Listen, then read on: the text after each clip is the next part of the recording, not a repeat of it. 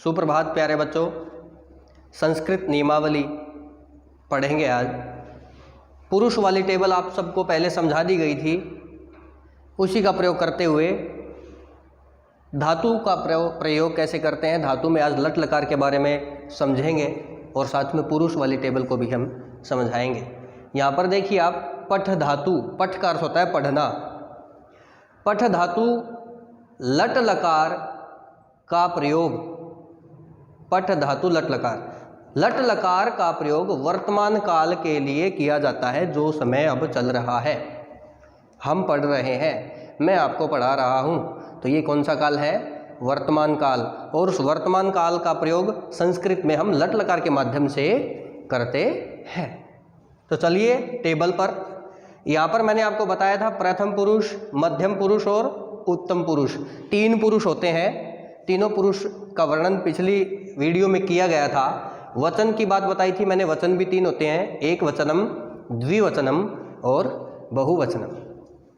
बात आती है प्रथम पुरुष की। सबसे पहले प्रथम पुरुष में पुल्लिंग के लिए यूज होता है सह, तौ, ते। स्त्रीलिंग में यूज होता है सा, ते, ताहा। अब धातु का प्रयोग लट लकार समझने की कोशिश करना। जो मैंने ये लिखा है ती, तह, अंति, ये लट लकार प्रथम पुरुष की बन जाती है। अब ती प्रत्यय के साथ अगर हम पठ धातु जोड़ देते हैं तो बनेगा पठती। पठ के साथ तह जोड़ देंगे तो पठ तह, और पठ के साथ अंति जोड़ने से पठंती बन गया। पहले टेबल कर लेते हैं। सह, तौ, ते, सा, ते, तहा। मध्यम पुरुष में आता है त्वम, युवाम, यूयम, और उत्तम पुरुष में आता है अहम, आवाम, वयम। ये जो मैंने साथ में लिखा है ती, तह, अंति, सी, थह, थ, आमी, आवह, आमह, ये लट लकार के प्रत्यय हैं जो लट लकार में प्रयोग होते हैं। अगर ये प्रत्यय आपको याद हो जाएंगे तो लट लकार आपको याद हो जाएगा। फिर चाहे पठ धातु का लट लकार आपको लिखना है, चाहे आपको रक्ष धातु का लिखना है, चाहे आपको खाद्य धातु का लिखना है, चाहे आपको क्रीड धातु का लट लकार लिखना है, उसके साथ आपको ती, तह, अंति जोड़ते हुए चलना है, तो लट लकार आपका बन जाएगा। अब फिर से देखिए यहाँ पर सह का अर्थ है वह। अब मैं सह के साथ, अब पठ के साथ ती जोड़ देता हूँ तो पठती बन गया। सह पठती, वह पढ़ता है। तौ पठ जोड़ दिया मैंने, तौ पढ़ता है, वे दो पढ़ते हैं। और ते पठ के साथ अंति जोड़ा तो ते पठंती बन गया, वे सब पढ़ते हैं। ऐसे वाक्य का निर्माण भी हो जाता है। तो चलिए आप, त्वम, तुम, युवाम, तुम दो, और यूयम, तुम सब। अब त्वम के साथ, अब ये सी दिया मैंने, सी के साथ पठ जोड़ दो आप, पठसी बन जाता है। ये देखो मैंने यहाँ पर दर्शा रखा है, पठसी, पठथ है, पठत। फिर अहम के साथ आमी जोड़ा, अहम का अर्थ है मैं, और आमी आपको याद रखना है, आमी, आवह, आमह। तो तीसरी लाइन में मैंने लिख दी यहाँ पर पठामी, पठावह, पठामह।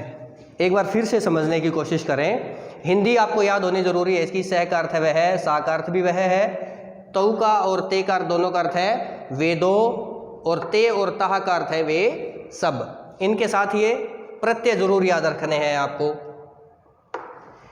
त्वम का अर्थ है तुम, और ये प्रत्यय अलग चलता है इसके साथ सी।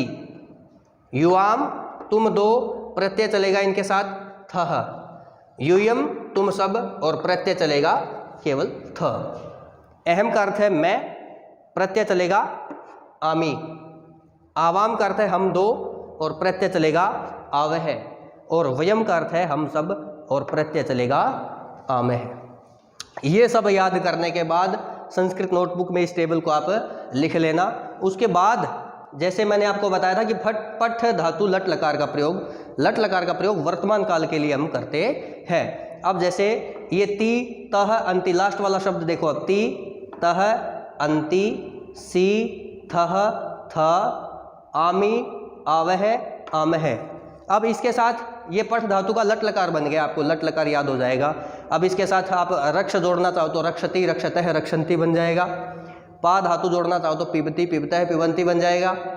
तो इस प्रकार से आपको ये नियमावली लट लकार के साथ आपको लिखनी भी है संस्कृत की नोटबुक में और याद भी करनी है। समझ गए? एक बार फिर से सुन लीजिए आप। गृह कार्य आपका संस्कृत नोटबुक में ये पुरुष वाली टेबल आपको लिखनी है और पठ धातु का लट लकार आपको नोटबुक में लिखना है और याद भी करना है। धन्यवाद।